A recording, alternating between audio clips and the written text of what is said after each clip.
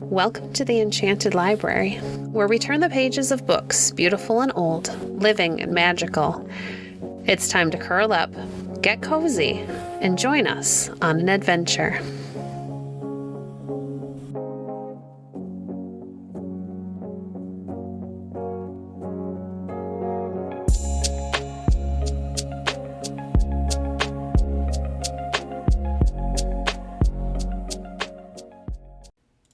Today we're reading from Sunshine Rose, The Story of a Shetland Pony by John Beaty.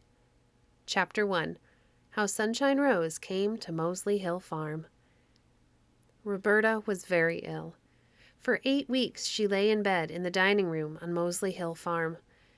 The doctor finally explained that he had given all the medical care that he could, and there was probably only one thing that would start her on the road to improvement. He explained it this way. She has been so ill for such a long time that she has almost lost interest in life. She pays little attention to what is going on about her. She does not care to read. She does not listen when stories are read to her, and nothing that she sees through the window near her bed seems to attract her attention. "Isn't there something," asked the doctor, "that Roberta has always wanted? If somehow we could get her to take a new interest in life, there may be some hope of her recovery." Farmer John and his wife thought over the various things that Roberta had expressed a desire for, and concluded that the one thing she seemed to want more than anything else was a pony. Many times she had asked for one, but for one reason or another a pony had never been purchased. When the doctor was told that Roberta had always wanted a pony, he said, "That's the very thing she needs. A pony will accomplish more for Roberta than all the medicine I could give her." So Farmer John left early next morning for the farm a few miles away, where he had seen 3 or 4 ponies in the pasture.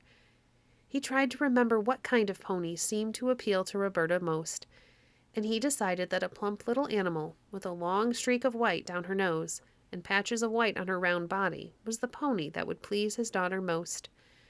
The next morning the pony was delivered to the farm. Roberta was too ill to be taken from the house, so some method had to be devised to let her know that the one thing she had desired for such a long time had been secured.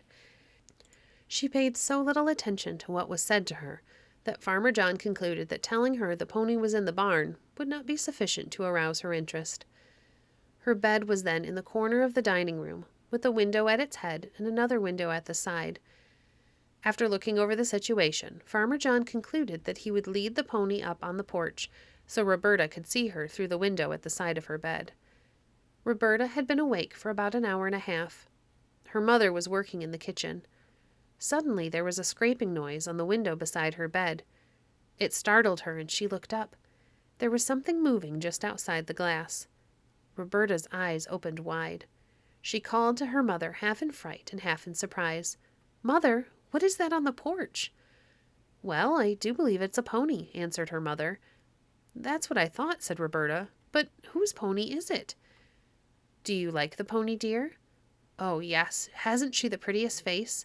See that white streak down her nose. Why does she rub her nose against the glass, Mother?" "It must be because she sees you and wants to talk to you in pony language." "Oh, Mother, I wish I could talk pony language. Can you?" "No, dear, I don't believe I can. But I believe I understand what the pony is trying to say." "What is it, Mother? What is the pony saying?" "I think she is saying, 'I wish you would come out and play with me.'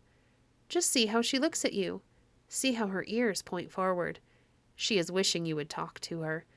A pony, you know, can point its ears either forward or backward.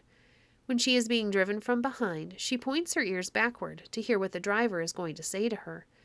When she is listening to something from in front of her, she points her ears forward so she can hear better. You are in front of her, and she is pointing her ears toward you to see if you will talk to her." "Oh, Mother, I will talk to her. Open the window so she can hear what I say." Her mother lifted the sash, and at first the pony backed away. But slowly and cautiously she approached the window again, and first touched her nostril to the window-sill. She kept her eyes on Roberta, and pointed her ears forward, listening intently. Finally, she turned her head a little to one side and looked about the room. Roberta's mother quietly backed away from the window and sat down in a chair on the far side of the room. The pony became a little more satisfied with what she saw, because Roberta was lying perfectly still and no one else was moving about. The pony again turned her attention to the bed. This time she thrust her nose a little farther into the room. Then Roberta began to talk to her. "Hello, pony. I'm glad you came to see me. I've been wanting to see a pony for a long time, but I have been so ill so long that I could not get out to the pasture. I remember seeing you before I became ill, when we were going to church one Sunday morning. You were standing under a big tree near the creek, just beyond Quentin's Corners. You're a nice pony. I like you." All of this time the pony was shifting her ears back and forth, pointing them most of the time toward Roberta. She nodded her head a little and every now and then. Each time the pony nodded her head, Roberta felt that she understood. The pony was agreeing with what she said. Finally, the pony's nose almost touched the blanket that covered the little girl. Roberta put out her hand, but she could not quite reach the pony's nose.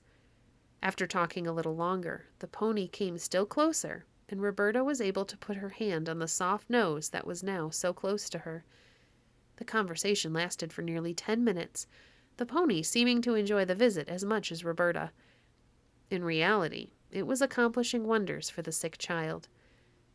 Finally, Roberta began to show that she was getting rather tired, and some unseen hand guided the pony's head back to the window. Then Mother came and closed the sash. At noon, when Farmer John came in, he entered the dining room, and Roberta called to him in a glad voice, "Daddy, come here. I had the most wonderful dream this morning. I dreamed that a pony came right up on the porch and rubbed her nose against the window pane. Then Mother opened the window.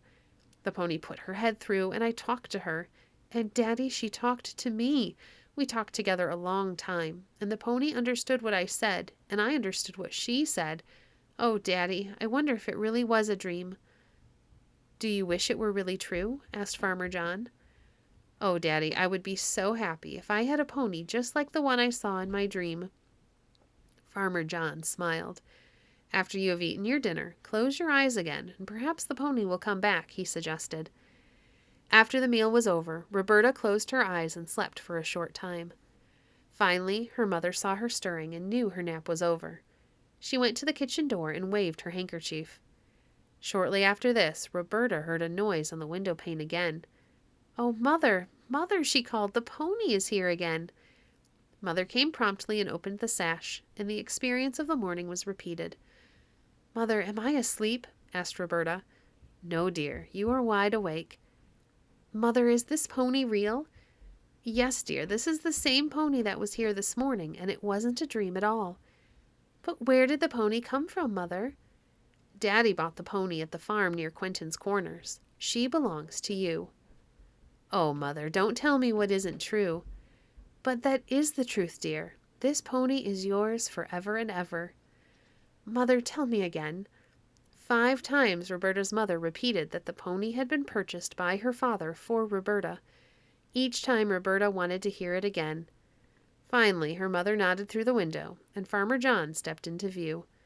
"Your dream has come true, Roberta," he said. "The pony is real and is yours, and she can come to the window here every day to talk with you, until you are well enough to go riding on her back. I have a nice saddle and a pretty bridle, and the pony is just as anxious as you are for you to be her little playmate." "Oh, I believe that, Daddy. She has talked to me so lovingly that I can see she wants somebody to play with her. Whenever I touch her nose, she half closes her eyes and acts a good deal like our old tabby cat does when I stroke her back. I want to ride through the woods on the pony. I want to be well, Daddy." Thank you for joining us today.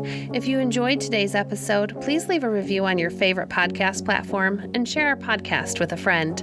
Visit our website at www.enchantedlibrary.net to see our past books or to connect with us on Facebook. If you'd like to support the work we do, you can visit our Patreon page at patreon.com/enchantedlibrary. We appreciate your support. Until next time, friends, happy reading.